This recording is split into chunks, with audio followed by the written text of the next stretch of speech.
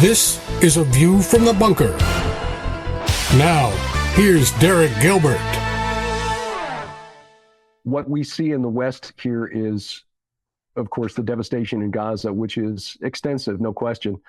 But the areas removed from the borders with Gaza and the border with Lebanon are pretty much untouched. We work with Aaron and Eddie Lipkin Tours, and they live in what the world calls the West Bank. I'm really trying to drop that phrase from my vocabulary because Israelis consider it kind of an insult.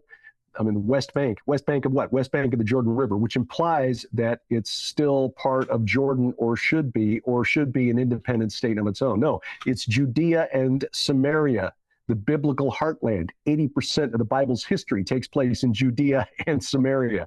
So Aaron and Eddie live in a community in Samaria, and they say for them, life goes on pretty much as normal because Hamas wouldn't shoot a rocket in their direction because they've got Arab villages all around and their rockets aren't very accurate. So they would not want to hit an Arab village because, as I will discuss in this talk, the end game for Hamas is to try to emerge, not just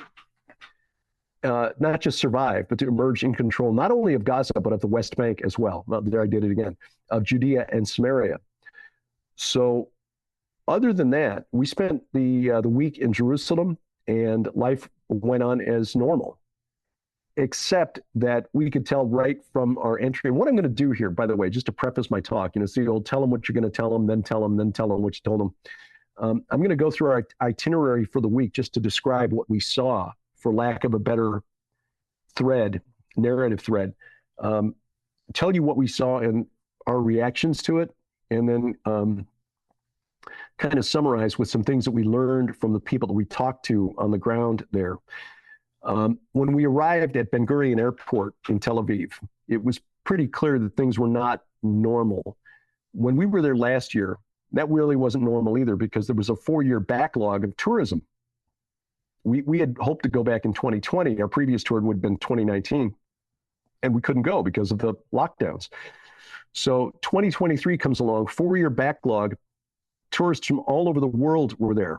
We had tourists from North America, Europe, China, lots of Chinese tourists, a lot of African tourists, and all of them hitting Israel at the same time. It really was overwhelming. But even the previous tour in 2018 was 2019 and 2018. There was always a crowd. You get through passport control. There's a line there. They've got a dozen or a dozen and a half little kiosks with border control officers checking passports and asking you the typical questions. Why are you here? How long are you staying? We got there. There were 3 kiosks open and no waiting. 3 kiosks open, no waiting. And when we got to our hotel, a very nice hotel in the heart of Jerusalem, we were literally a block and a half from the Prime Minister's official residence. Most of the other guests in the hotel for the week that we were there, except for the last couple of days, most of the other guests were people who had been displaced from their homes along the border with Lebanon. So in previous years, we're at a hotel, we'd move hotels every couple of days, and we'd be at a hotel with a bunch of Africans or Europeans or whatever, Chinese. And here it was just a bunch of Orthodox and ultra-Orthodox Israelis from the northern part of the country who couldn't go home. There are 100,000 Israelis who have been displaced by this war, both in the Negev along the border with Gaza and in the north, about 60,000 from northern Israel. Some of the communities, by the way, that we visited last year, that when I finally get our tour video from last year done, hopefully this summer, you'll see one of the towns that we went through, a little village called Metula, which was on the way to the waterfall, which the author of the book of First Enoch is where he placed Enoch's delivery of God's message to the watchers, saying, God says, you're not getting back up here. That's in the far north of Israel, this waterfall that comes down from Lebanon and forms part of the Jordan River. That little village that we had to go through to get to this park is under fire on a pretty regular basis these days. So it's kind of stunning when you realize we were just there. And of course, during our tour, there's a similar thing that just happened. So Anyway, when you arrive at Ben Gurion, not only do you get through passport control and customs very quickly, which did not happen in our previous tours, you come in on the like the slide walk, I call it. There are all of these pictures, these posters of the 132 hostages that are still in Gaza after, what is it, 232 days now? More than 7 months away from home. And of course, there are questions as to how many of those 132 are still alive. But that, of course, is something new that we had not seen in Israel previously.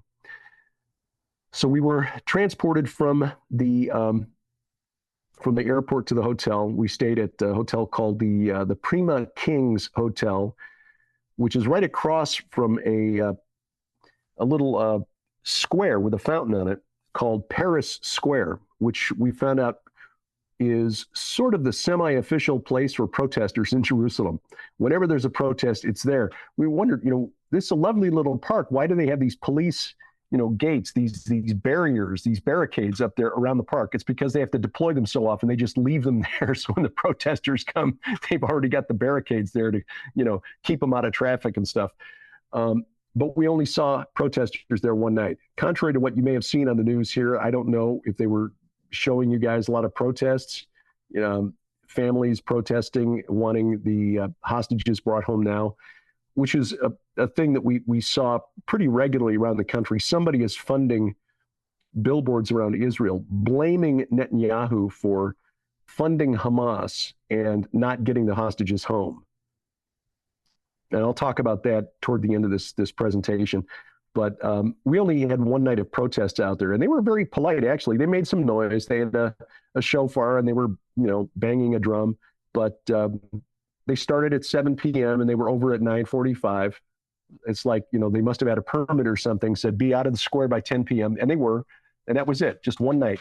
We walked over to the prime minister's residence to see if there were protesters out there. Not once during the whole week. So nothing. There was a tent out there with a group that is, you're just reminding people, hey, there are still hostages in Gaza, but it wasn't unruly. They weren't doing anything. They were just there. I mean, you could, donate money to support the families and stuff. So that, in a sense, was very similar to what we saw last year when we were hearing from people back in the States that some Christian ministries, very popular Christian ministries, and I don't want to name names that throw anyone under the bus, were saying that Israel was on fire and the embassy had warned Americans to get out. The airport was closed, the parks were closed, and none of that was true. We had been at the national parks the day they were supposedly closed. The airport was open. The embassy didn't try to contact any of us. It was somebody who'd been fed bad information and was reporting it in good faith, I'm sure, but and I'll get to why I think some of that is happening, again, toward the end of this talk. But we should know by now, I mean, it's the same corporate media that's been telling us for, 7 years now that Donald Trump is a Russian agent. So why should we believe the news about Israel coming from the same media outlets? Our first day as a group, and the tour that we brought, I hesitate to call it a tour. We actually called it a solidarity mission. Last year, we went with 110 people. In 2019, I think we had 85, and we had about 85 the year before in 2018. This year, we had 7 people, plus Sharon and me. And we really tried to push this hard. And Joe Horn, God bless him, allowed us to promote it on the 5 and 10 updates for Skywatch TV. But people are concerned, understandably. Again, the media makes it seem as though Israel is under fire. And again, there are parts of it where people do have to be prepared to head for a bomb shelter in a hurry. But it's been that way for 75 years for those communities. The communities along the border with Gaza and along the border with Lebanon always have to be aware and listening for those air raid sirens. Our first day, the group went to Tel Aviv, and we visited several places in Tel Aviv. And again, this will give you an idea of why this was not a typical tour. We didn't want it to be. We wanted to see with our own eyes what was going on in Israel, what is going on, without the filter of the corporate media here in the West. We started at the Sheba Hospital Rehabilitation Center. This is where they're working with IDF soldiers who've been injured in the war. And we really didn't have a plan. I mean, it was really kind of awkward. We walk in there, and Sharon and I are introverts. You might not think so. You're seeing us, on a video screen or whatever, but that's a lot different than actually meeting one-on-one with people. The hardest thing I ever had to do in my life was outside sales. It really pushed me outside of my comfort zone. Getting in front of a group and teaching and talking, that comes easy now. I've got a passion for that, but meeting people one-on-one, that's hard. And so here we are in this hospital, and the doctors and nurses are like, "Why are you here?" God bless our tour guide, Yeshai Avatal, who's not afraid to talk to anybody. And so, excuse me, he got us oriented, and we went to a lounge where some of the soldiers who were wounded, and some of them with pretty severe injuries. One guy with his hand like it almost looked like a club of bandages on the end of his hand, with just his pinky finger sticking out. Big tough Russian guy who was clearly loved to laugh, which was wonderful. And while we were there, we got to talking with some of the people, and just they were just surprised. Why are you people here? I was like, well, we're from all over. We've got, these folks here are from England, and these folks here are from New Zealand, and the rest of us are from the United States. Yeah, but why did you come here? I mean, well, because we want to see what's going on. We want to talk to you and find out what you're experiencing. And we want to let you know that there are Christians around the world who are praying for peace in Israel, and let you know that we think you are doing the right thing, that you have a right to defend yourself against this death cult that is embedded in Gaza. And that is what it is. And for the first time all week, but this happened again and again and again, people were thanking us, not just the soldiers recuperating, but the doctors and nurses. Thank you for coming. Thank you. Thank you. Because they have this impression from the American media that we all hate them. And the Israelis are really perplexed by this. It's like, well, what are we supposed to do? I mean, we try to defend ourselves, go after the people who murdered our brothers and sisters, cousins, grandparents, children, and they're hiding behind their people. What are we supposed to do? And the world is condemning Israel for this. And we just wanted to let them know that we are not our government. Our government is not us. One of the young ladies we met at that hospital was actually one of the hostages who'd been captured at the Nova Music Festival on October 7th. Suffered a very serious leg injury. She was released on day 50 of her captivity. Her name is Maya. Very pretty young lady, maybe 24, 25. And we didn't ask her what had happened to her, but you get to a certain age where you can read people, especially when you're older, and you can remember when you're young and you're trying to put on a brave face. She looked like she was just barely holding it together. Now maybe I'm misreading it, but Sharon agreed. She looked, even though she was talking like everything was fine and everything was cool, and it's all good, but here she is sitting in a wheelchair with her left leg bandaged up almost to the hip. And again, don't know what the injuries were that she sustained or what happened to her while she was in Hamas captivity. But if we were reading her correctly, there was something that happened there that she's going to have to process for the rest of her life. And again, there's still 130 of the hostages that are still being held, presumably because, again, there's question as to how many of them are still alive. Met a young man named Roy, who I need to send a text message to, because we got to talking and found out that he'd actually lived in the States for a while in St. Louis, which of course is where Sharon and I got married. I lived there for about 16 years.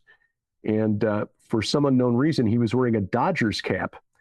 So said, Roy, if you were in St. Louis, living there, working there, why are you wearing a Dodgers cap? I said, I don't know. I just like the look. Like, okay.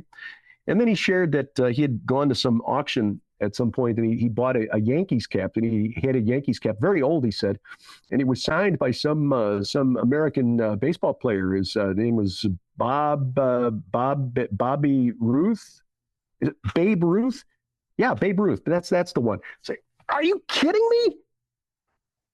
He bought a baseball cap signed by Babe Ruth and had no idea. So anyway, I'm going to text that young man and say, look, send me your address. I'm going to send you a Cardinals cap and a Cubs cap. So you've got two of the better caps for your repertoire there. That was powerful. We were impacted by that, seeing these young people who'd, again, the soldiers, they kind of expected to be in harm's way, but that young lady was just there for a music festival. And, we can question her choices. The music festival was called trance music. And it's very repetitious, no vocals, and it's intended to induce an altered state of consciousness. But that doesn't justify what happened to them at 6:30 in the morning on October 7th. When we drove to, well, I'll get to that. We went to the site of the music festival. From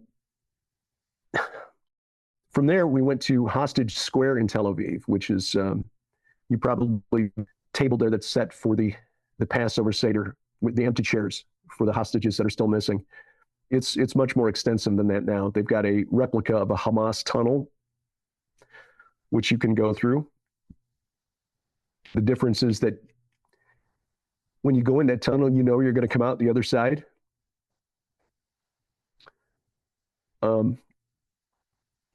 Some art displays and some other memorials there for the people who are still being held in captivity. The yellow ribbon, you might notice some Israeli politicians wearing those now. We've got our commemorative yellow ribbons that we brought home with us, which I'll start wearing on Skywatch TV here shortly. One of our tour guides from last year, Ron Silberman, who was a Messianic Jew, met us there for lunch. That was nice to reconnect with him. The thing that really struck us about all of this is that even there, in and around that square, and Tel Aviv is a very different place from the rest of Israel. Other Israelis refer to it as the country of Tel Aviv. It's there are two Israels. There's Tel Aviv and then everything else. That it's the site of the largest LGBTQ festival in the Middle East.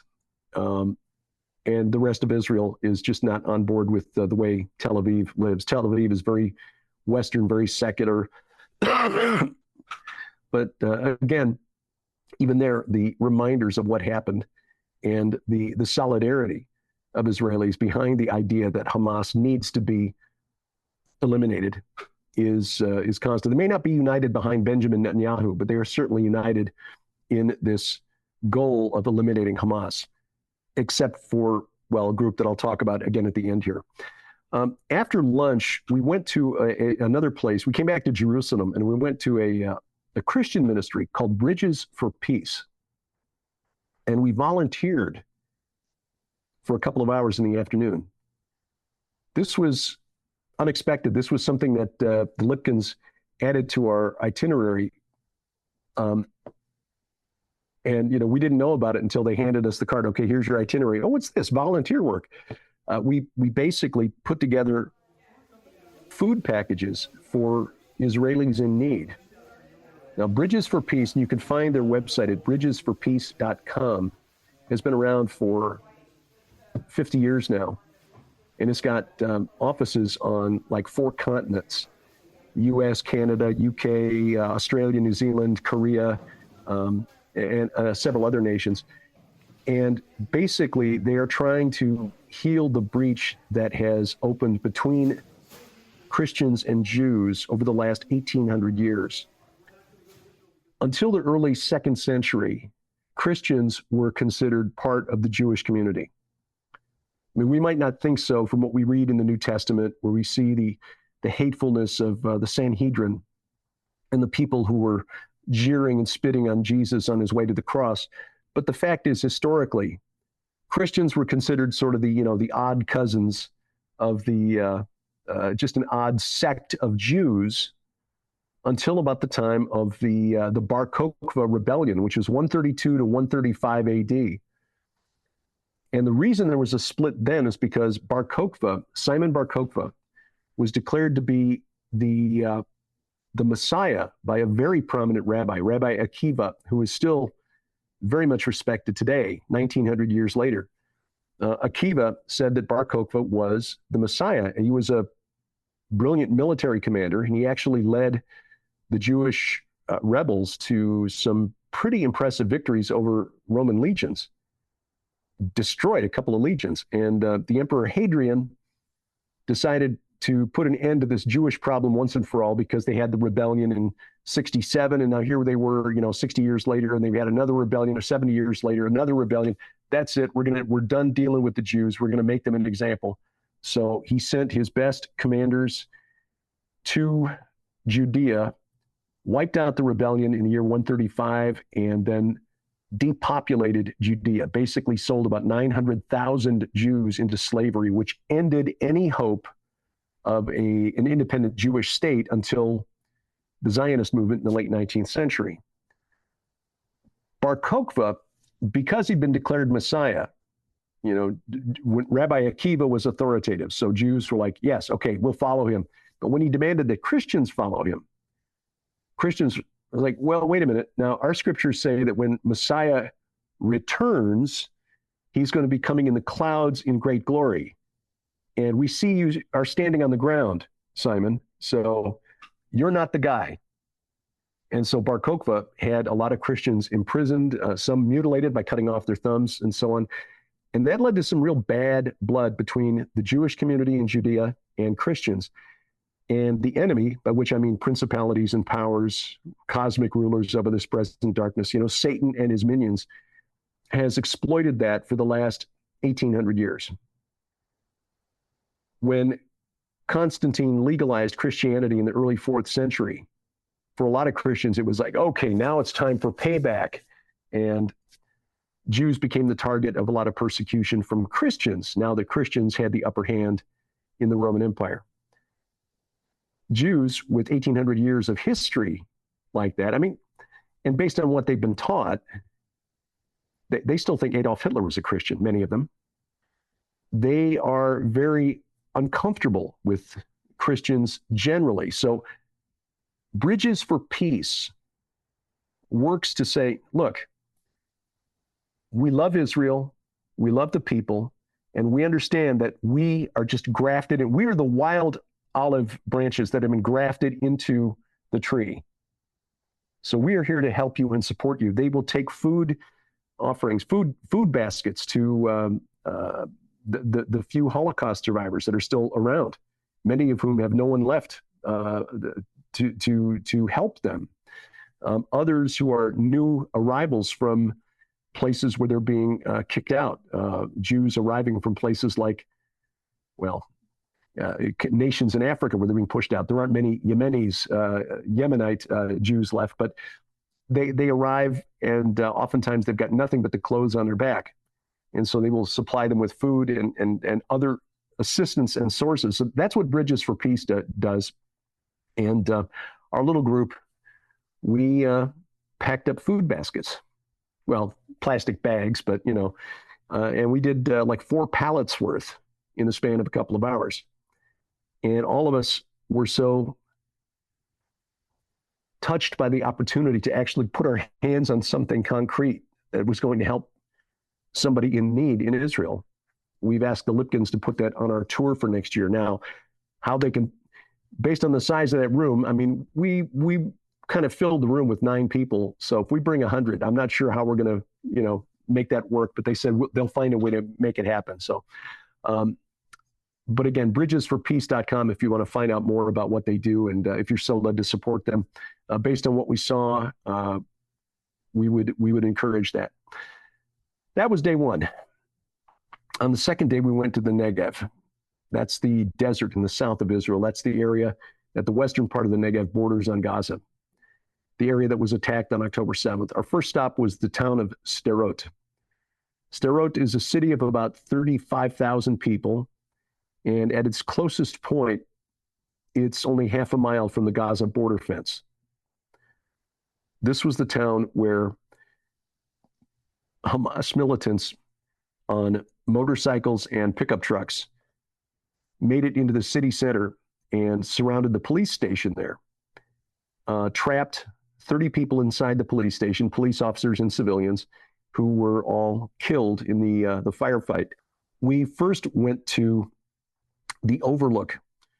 It's a hill overlooking a major highway that runs along the border fence, and you can see the border fence. I mean, it's a half a mile away, and we're up on this hill, and off in the distance, we can see columns of smoke rising from Rafah, and we can hear Israeli artillery. It was surreal, for our guide to tell us as we went there. Now, if we hear the sirens, I'll tell you what to do. Just know that we'll have 15 seconds to get to. Most likely, it will be fine. We'll probably just stay in the van and put your head down between your knees and, hands over your head. It's the old duck and cover thing from the 50s and 60s. And Sharon and I started laughing because we were thinking about, what was it, Chicken Run? Put your hand between your knees and kiss your goodbye, But we didn't experience any of that, thankfully. We were startled to see how close this town was. And as you looked off to the north of Gaza, how close the major city of Ashkelon is. Ashkelon was one of the busiest ports in the Mediterranean back as far back as the Middle Bronze Age, and it borders on Gaza. And this is, well, don't want to get ahead of myself here.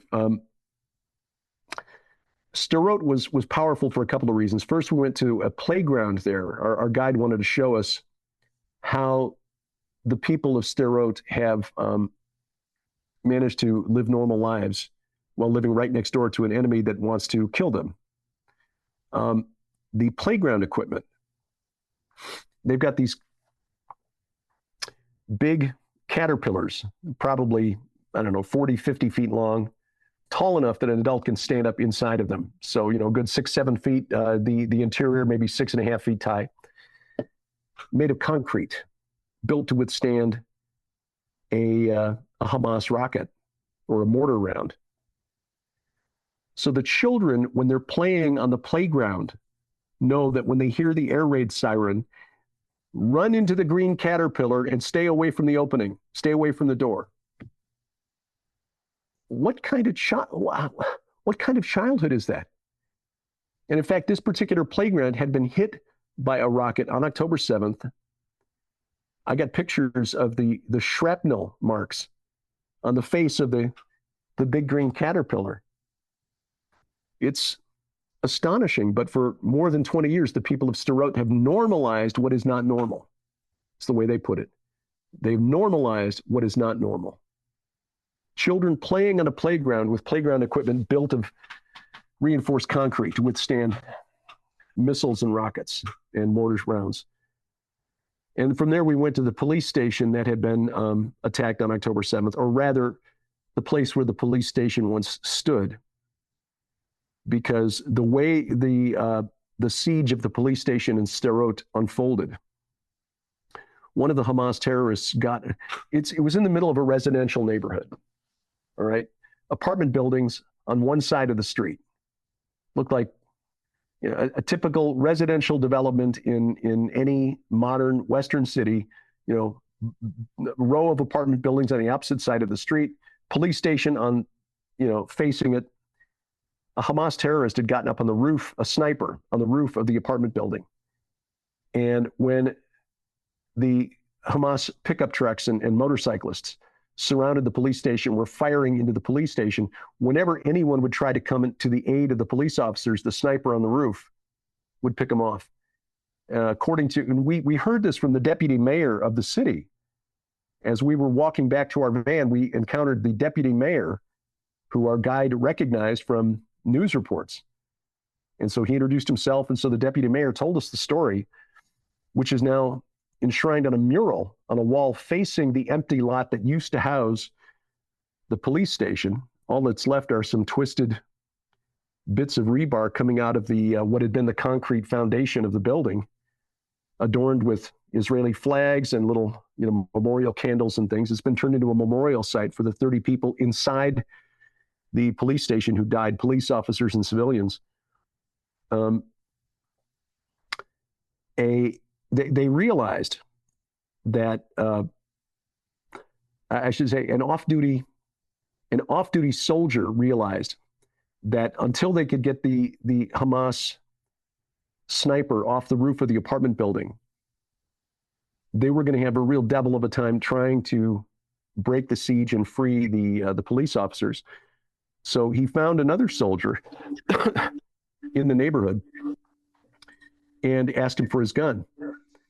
And the soldier's like, well, I can't give you my gun. There are regulations. That's against regulations. Well, he somehow got the gun from the soldier, an M16 rifle, and went into the adjacent building, one of the apartments there, broke out the bathroom window and leaned out of the window with this gun, no scope on it,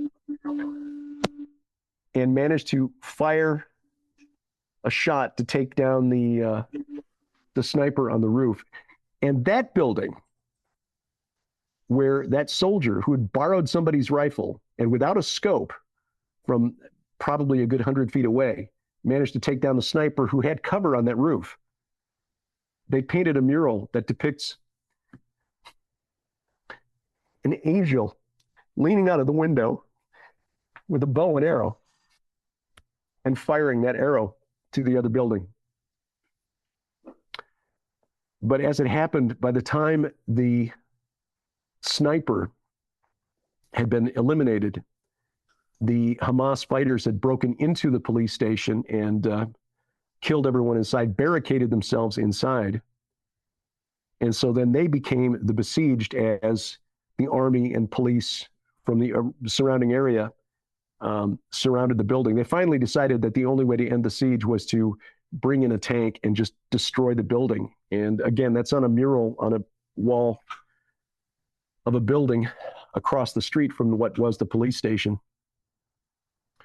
The mayor of Sderot, whose name I forget, insisted that within days they cleared the rubble. And again, now it's just a parking lot, or it's not a parking lot. It is essentially, it's a memorial site, and they're going to build a memorial there to the fallen police officers.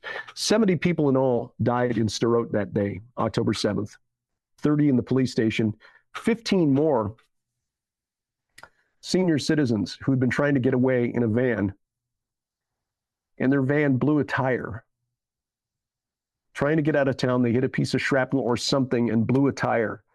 And while they were sitting there helpless, the Hamas terrorists came up and just shot them all where they sat in their van. I mean, I'm thinking of my mother in the nursing home and trying to get senior citizens out of the way. This was essentially what it was, trying to get them out of a war zone. And the van blew a tire, and 15 seniors gunned down in cold blood. From there, we went to the Nova Music Festival. This is called the Supernova Sukkot Festival, because this was being celebrated the weekend of the end of the Feast of Tabernacles.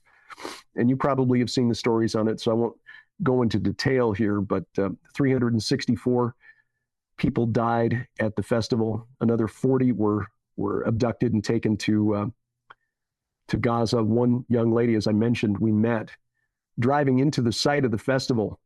It was sobering because if you remember the drone shots of the road and how it was choked with cars that were burning, that they were stuck in traffic, and the terrorists were just able to walk them down and just shoot them as they sat there trying to get away. You still see the scorch marks on the road. And every time you drive past it, you realize somebody died there. It's just a reminder of who Israel has been living next to for decades now. when Ariel Sharon turned over Gaza in 2005 to the Palestinian Authority, and then the Palestinian Authority representatives were murdered by Hamas when Hamas took over, the military wing of the Muslim Brotherhood. This is who Israel has been living next door to since about 2006.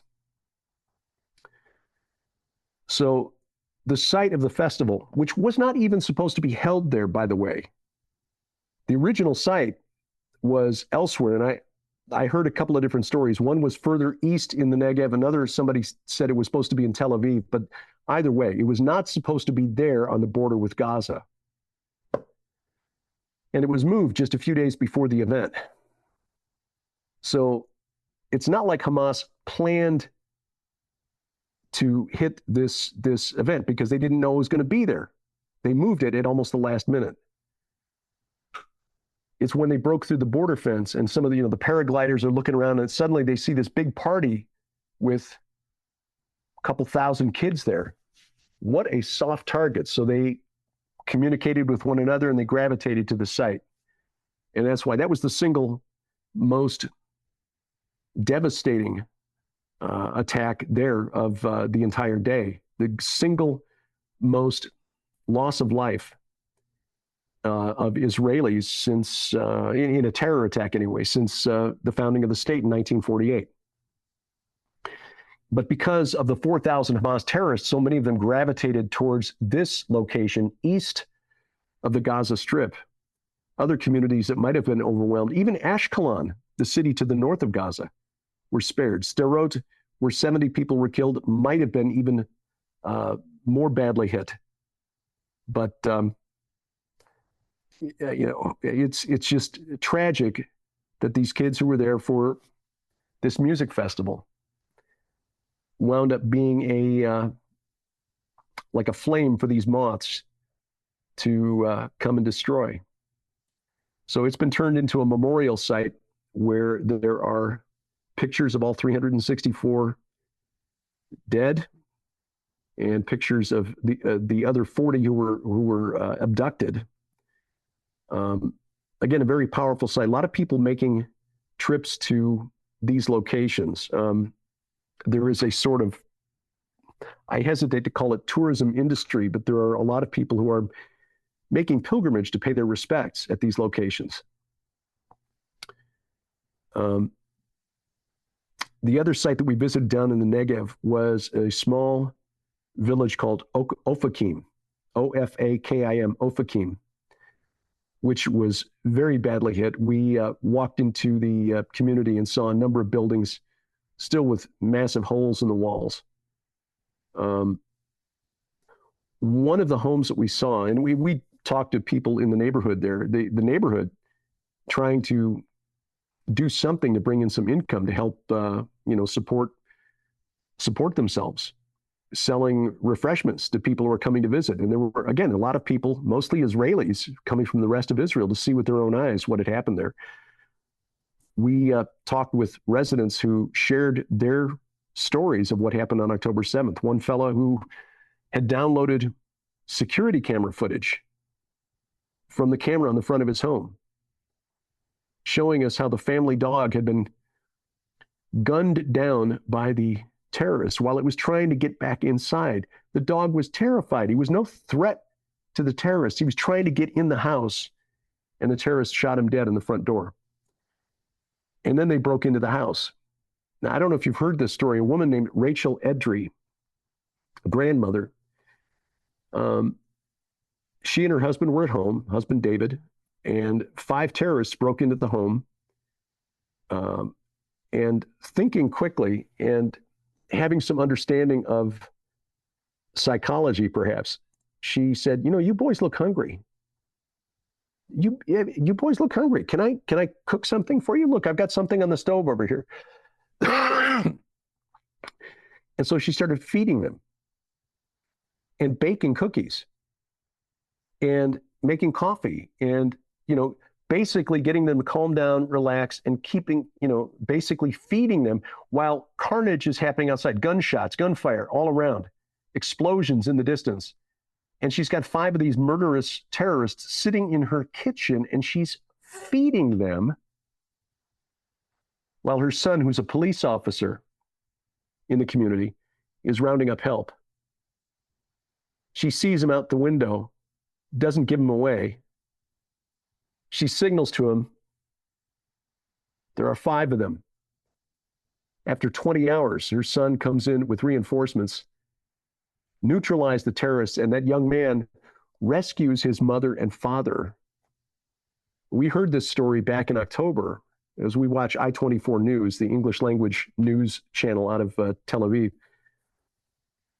And we never thought, we would see the house with this woman. I mean, this is an epic story.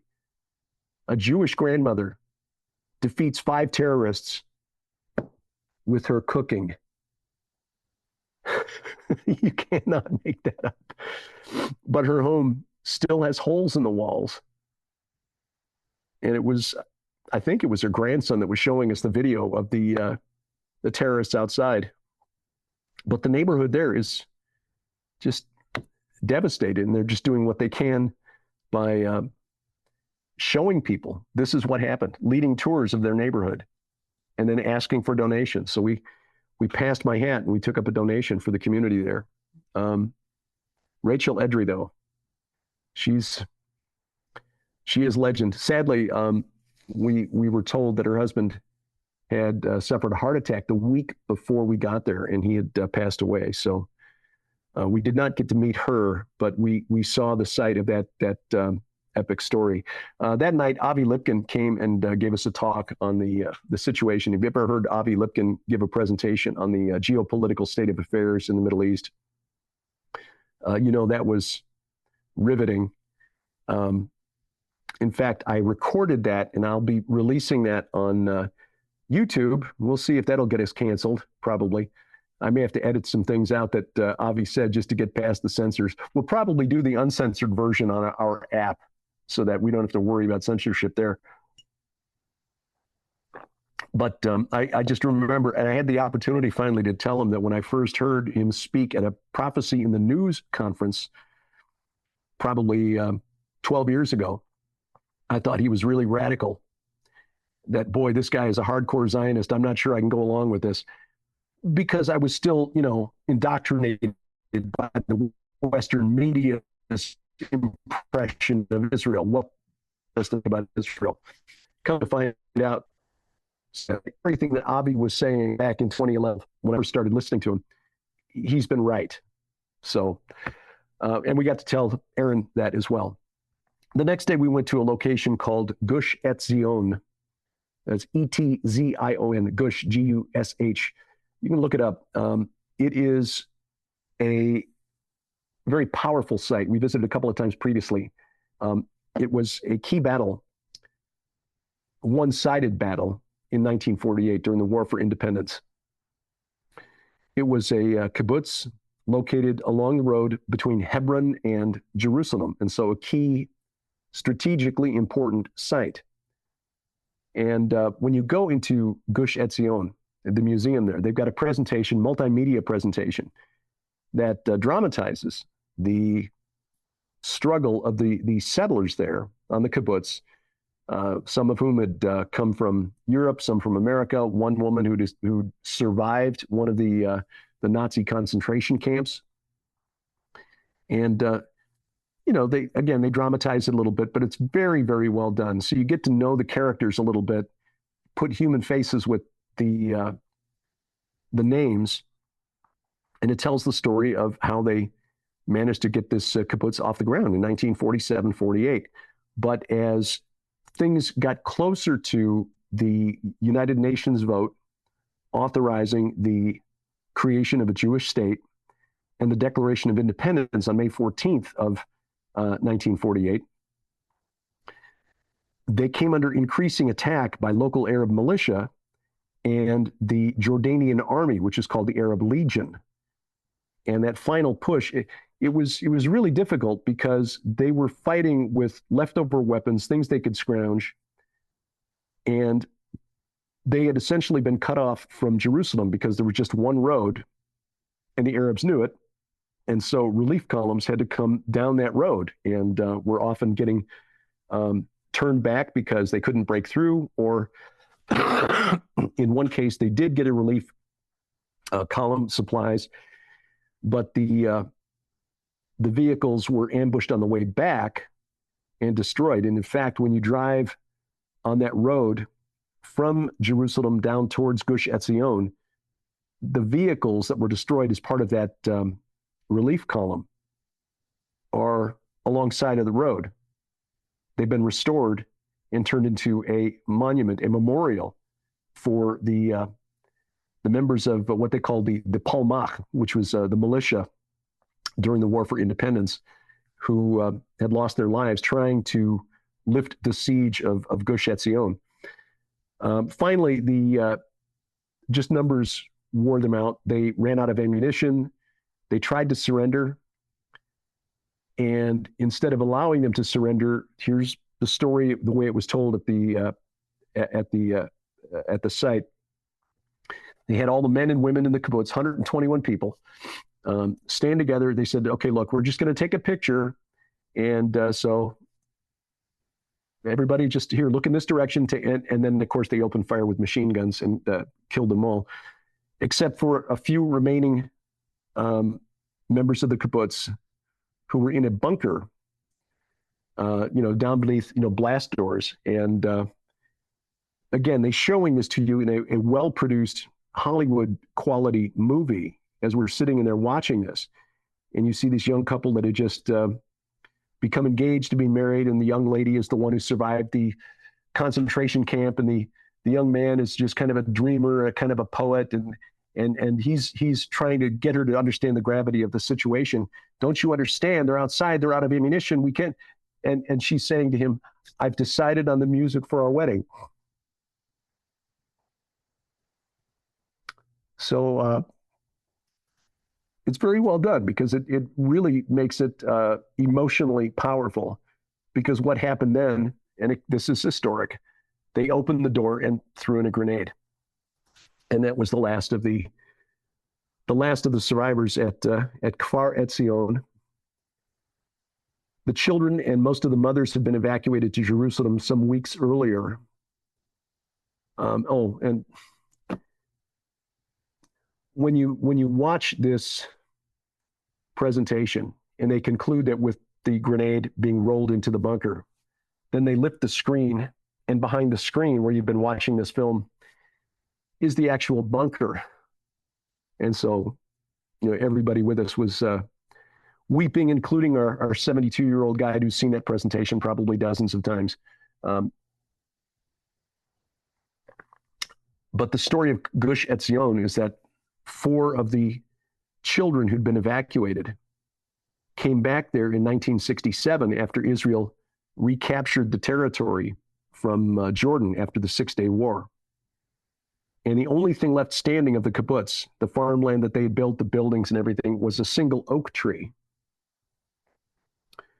which is still standing on the site. So we were able to go and, get our pictures taken there with the lonely oak. Very powerful. I guess the closest thing we Americans can compare this to would be the Alamo.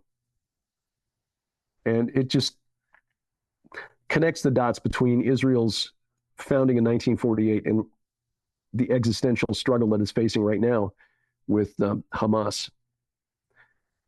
Because Hamas is not just Hamas, and I'll talk about that in just a minute. In Jerusalem, we saw the sites that every tour would want to see, and I won't go into detail on these because, again, these are fairly typical, and I've talked about them in the past. The Mount of Olives, the actual historical crucifixion site outside the Church of the Pater Noster. We'd hoped to go in and see the burial tomb of Jesus under the Church of the Pater Noster. We found out that it's closed for repairs until October, so we didn't see that. But Gethsemane, we got up on the Temple Mount, and the Temple Mount was practically empty. First time we've seen that. We visited the city of David, saw the archaeological digs there, visited the Israel Museum, fascinating stuff for archaeology nerds like Sharon and me.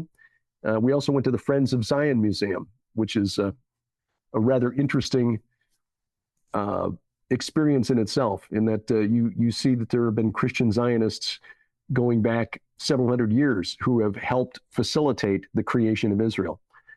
Now, the conclusions that we reached from what we saw and also from the people that we talked to, and again, we encountered a lot of people who just came up to us because they could see we're not Israelis. We didn't dress like Israelis.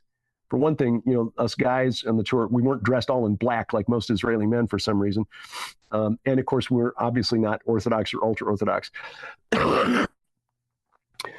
But in talking with them, without exception, we were thanked for making the trip over there, because Israel is come to realize that the world's perception of them is not matching what they are seeing on the ground in Israel right now.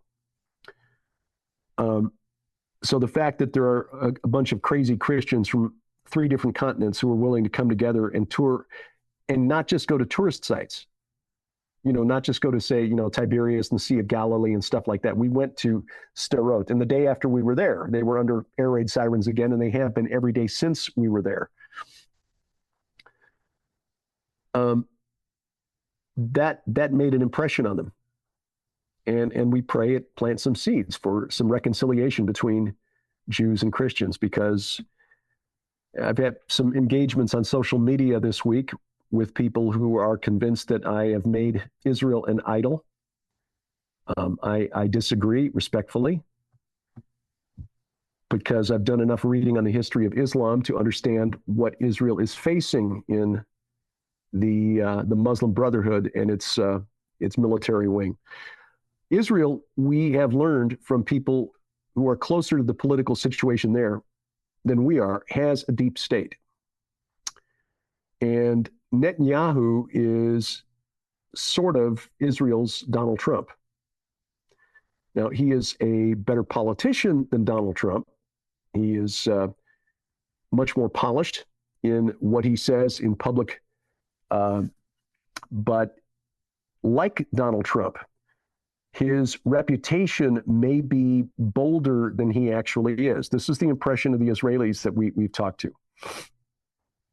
We in the West have this idea that Netanyahu is a bulldozer. He's a dictator. He wants everything his way, and he's going to do whatever he can to get it to really, because if that were true, he'd already have the judiciary reformed, and Hamas would have been crushed a long time ago. The impression of the Israelis that we trust over there is that Netanyahu is not as forceful as they would like him to be. He works within the system as much as he can, and because of this, he doesn't get things done that he wants to get done, because like our system in America, the left has co-opted it. They figured out where the pressure points are to apply power, so that even with a minority, and believe me, the liberals in Israel are the minority, but they can still hamstring the conservatives because they've got control of the judiciary, which still has the power to basically reject any law, strike down any law that they consider unreasonable, which is basically whatever the right wing wants to get through the Knesset. The other thing that we came away with was this, and I've heard some Christians make this statement, that this October 7th was such a disaster for Israel, and that the IDF and the Mossad and the Shin Bet are so competent that Netanyahu had to be complicit in letting this happen. This is not the case. It was not Bibi's fault. I repeat, this was not Netanyahu's fault. He was not complicit. The Mossad and the IDF, the Israel Defense Forces, made 2 key mistakes in that they depended on technology to replace human surveillance along the border fence. They believed that with AI and surveillance cameras, they would be able to secure the border fence and free up soldiers who could be doing other things, or just have fewer soldiers. And apparently, again, this is according to Israelis who are closer to the situation than we are, they believed the words of the Egyptians and the Qataris that Hamas is deterred. They have no intention of doing this because they know they could never win. So, no, you have nothing to worry about. And so during the previous government, you remember that when Netanyahu was voted out previously, his coalition fell apart, and this strange coalition led by Yair Lapid and Naftali Bennett came together. Bennett, who's a conservative, Lapid, who's a liberal, and then you had the Arab bloc in there as well. First time that the Arabs have ever been part of the governing coalition. They expanded the number of work permits for people from Gaza to come over into Israel, because they believed that if we make the Gazans partners, where they benefit in the economic boom that is taking place in Israel, we'll have peace. So they expanded the number of monthly permits by a factor of 5, I think. And this was under Benny Gantz and Naftali Bennett, Yair Lapid, their government. What actually happened, according to news accounts, is that the Gazans who were going over and working in these kibbutzim in the Negev was conducting intelligence, surveillance. They found dead Hamas terrorists in some of these kibbutzim that had detailed maps of the villages that they'd attacked, showing which homes had dogs, which homes were religious, and so they wouldn't be home on the day that they were planning to attack, the last day of the Sukkot festival, where the weapons were kept, where the police stations were located. This is what they did with these the expansion of the work permits. And again, this was under the government during the gap between Netanyahu and Netanyahu. The other thing is this, Bibi is not told everything by the army. And again, this is Israelis we know who are connected to people who are still in the military. Apparently, and this is where Netanyahu and Trump are very much alike. The military doesn't trust Bibi. We were told that the IDF, you have a very difficult time of being promoted if you're not a liberal, if you're not a socialist, basically. So the ones who are highest in rank, the ones who are going to report to the prime minister, don't share his political views, and they don't trust him. So they don't tell him everything. We saw similar things here in the United States with Donald Trump, with chief of staff not telling him everything, things that they don't want him to know. The intelligence community kind of tailoring the presidential daily briefing to leave out things that they don't want him to know because he might do something dangerous. Apparently, Israel's got a similar situation with the IDF and Benjamin Netanyahu. So they withheld information, only told him what they wanted him to know. So here's the thing. The IDF knew what was going on the other side of the fence. They knew that Hamas was drilling for what they did with their bulldozers and tractors to go and tear holes in the fence at dozens of points to pour through. And either they believed in their own mythology that we're so powerful, Hamas is deterred, they're just doing this to, keep public support behind them, or they wanted to let it happen to take Bibi down. Because as we learned from Caroline Glick, who's a columnist, writes for the Jewish News Service, jns.org. Oh, Gloria just woke up. There are activists now who are protesting on the streets of Israel. The same groups that were protesting judiciary reform a year ago, protesting now, wanting elections now, get the hostages home now. It's Netanyahu's fault. It's all his fault. We want, according to Glick, and this was found by messages on a WhatsApp group that were made public by Israel's Channel 14, which is their equivalent of Fox News, conservative news channel, that the activist who's coordinating these protests is taking marching orders from the Biden administration. According to this guy and these messages that were made public as he was sending them out to his WhatsApp group, to his followers, that Benny Gantz, who's part of this wartime cabinet, this unity government, agreed with the White House to join the government last October, but only for 6 weeks, and then to pull out, cause the government to crumble, and basically force Netanyahu out of power. Well, Gantz didn't do that, so they gave him another deadline, January 1st. That passed. Gantz didn't pull out of the government. They gave him another deadline, March 15th. Didn't happen. So finally they said, okay, you remember when Gantz came to Washington, D.C., which is kind of weird because, again, he's not part of the Likud party. He's not in Netanyahu's political party. He's opposition, but he joined for the sake of unity. He was summoned to Washington, D.C., and basically told his services were no longer required. And that's what the message that this radical activist was putting out there to his followers, and that he had been given the green light to start stirring up trouble on the streets. And his message was this: I would rather make Israel a colony of the United States than leave the right wing, meaning Benjamin Netanyahu and his party, in power.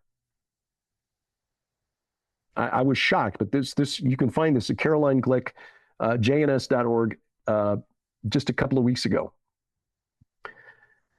And apparently, this is the game that's being played in Israel right now. And our friends over there who follow politics very closely, because it's right now literally a matter of life and death, they agree that this is what's happening. There is a group within the government and within the political class in Israel that doesn't care how they do it or how it affects Israel. They just want Bibi gone. Doesn't matter how it affects Israel. They just want Netanyahu out of office. It's like what's happening with Trump. They don't care what happens to the country. They don't care how they have to shred the Constitution to do it. And the precedents that they are setting with these ridiculous cases that they're bringing against Trump, they just want to keep him out of the White House because, like Trump, Netanyahu is an outsider. We were told, and I didn't realize this until this trip, that because he was educated in the United States, not in Israel, that he is not considered part of the club. To use the phrase Newt Gingrich used about Donald Trump, he's not a member he doesn't know the secret handshake. And yet Netanyahu has managed to serve as Israel's longest serving prime minister, and the left in Israel is just going bananas. They would rather let Israel burn than keep Benjamin Netanyahu in power. That is what is going on. And so these conspiracy theories that are blaming Netanyahu are misguided, but understandable, considering that we in the West have this impression of the IDF and the Mossad as, well, they're the best in the world. Well, yeah, they are, but that doesn't solve the problem of hubris. And that is either what happened with the over-reliance on technology, or what do you want to call it? BB derangement syndrome, Netanyahu derangement syndrome, the hatred of Netanyahu that is so great that they were willing to let countrymen die, then let Netanyahu know what was happening and be ordered to stop it before they crashed through the fence. So in a sense, Benny Gantz, who really, really wants to be prime minister, and we're also seeing this now with the defense minister, Yoav Gallant, who made a very shocking speech this week, contradicting Netanyahu. Netanyahu does not want either Hamas or Fatah to remain in control. Fatah is the Palestinian Authority, to remain in control of Gaza after the war is over. Gallant is saying, nope, we will not have a military occupation of Gaza. Okay, because that means that Hamas is going to remain in power, I guess, or somebody's going to remain in power, but it's not going to be Israel, which is not acceptable to most Israelis. The majority of Israelis want to see Hamas destroyed. Benny Gantz, in a sense, is willing to sell out the country so that he can be the prime minister. In effect, Benny Gantz wants to be the 21st century version of Herod. Remember Herod the Great? It was the king of Judea back in the time of Jesus, or just before the birth of Jesus. He became the king of Judea only because he went to Rome and got the backing of Caesar Augustus. So that makes Joe Biden Caesar in this scenario, which is hilarious, but also dangerous and tragic. That is what's happening in Israel right now. And it is almost incomprehensible that there are Israelis who would play politics with this situation to remove Netanyahu from office. But that is how our friends over there see it, and the evidence seems to support this. The end game, Hamas is playing for time. The longer they can drag this out, the more pressure is applied to Israel by the governments of the world. And if they survive this, especially if Israel gives any concessions and releases any of the Palestinian terrorists that they've got in jail for, a hostage here and another hostage next week, and then maybe 2 more hostages. If they can drag this out, especially if they can drag it out long enough that Mahmoud Abbas, who is 88 years old and not in great health, dies before this is complete, then Hamas can turn around and say to the Palestinian Arabs in Judea and Samaria, see, we did what Abbas could not. Hamas is trying to string this out so that they get out of this, not only surviving, but in control of Gaza and Judea and Samaria. And the reason this might happen is because you know that Hamas leadership is set up in Doha, Qatar, one of the wealthy Gulf oil states. And Turkey's president, Recep Tayyip Erdogan, says that Hamas is the front line of defense for Turkey, the Turkish homeland. Well, of course, because it's the military arm of the Muslim Brotherhood, which wants to restore the caliphate, which is based in Turkey. So you've got a NATO member, Turkey, and a Western ally, alleged ally, Qatar, basically with Hamas's back. This is a very dangerous situation for Israel. So this is what is going on here. Just remember this. If Hamas survives, it wins. But the Lord is watching over Israel. I don't think Hamas survives this. But we can see in the way this is playing out with world opinion turning against Israel, despite what happened just 7 months ago, a scenario where the world coming against Israel, in other words, the Antichrist leading a war against Israel to destroy it, take it for himself, to reclaim God's Mount of Assembly, the Har Moed or Armageddon, you can see how this could happen. We're seeing prophecy unfold before our eyes. Now, again, having said all that, tourism in Israel, still safe. You don't want to go down to Gaza like we did, or near Gaza like we did, and going up into the north is not really allowed. But Jerusalem, very safe. The historic sites around the Galilee, the Sea of Galilee, Capernaum, on the Sea of Galilee, all very safe. And I know from personal experience, and I think everyone who was on our tour would agree, that the Israelis deeply appreciate the support. We heard it every day from people, from Tel Aviv to Sderot. And so I'm very, very glad that we went. The small group that we had, I think every last one of us would agree that this was a powerful and life-changing experience. God's creation is full of mysteries. What were the giants in the Scripture? Did dinosaurs roam the earth in the days of Noah? Are we alone in the universe? Join speakers Derek Gilbert, Rudy Landa, Michael Hoggart, Greg Patton, Mac Dominic, Josh Davis, and Micah Van Huss to explore the topics your Sunday school teacher didn't talk about at the Mysteries of the Bible Verse event in Cincinnati, Ohio, June 7th and 8th. Summer reading season is just around the corner. We want to help you get ready. You can buy fiction, you can buy nonfiction through the Gilbert House store, whichever you want. All of our books are 40% off. 40%. That includes all 8 novels of the Red Wing saga. Book 9 is coming, probably early summer. My 2 novels, and then, of course, all of our nonfiction stuff, including our most recent books, Giants, Gods, and Dragons, The Second Coming of Saturn, and Veneration, a deep dive into the cult of the Nephilim. April and May, you get 62 days. No, Absolutely. 61. April only has 30. Regardless, through the end of May, 40% off on all of our books at the Gilbert House store, available only online. Go to gilberthouse.org/store. You'll find all the prices slashed on our books, 40% off, gilberthouse.org/store. And thank you for your prayers and support.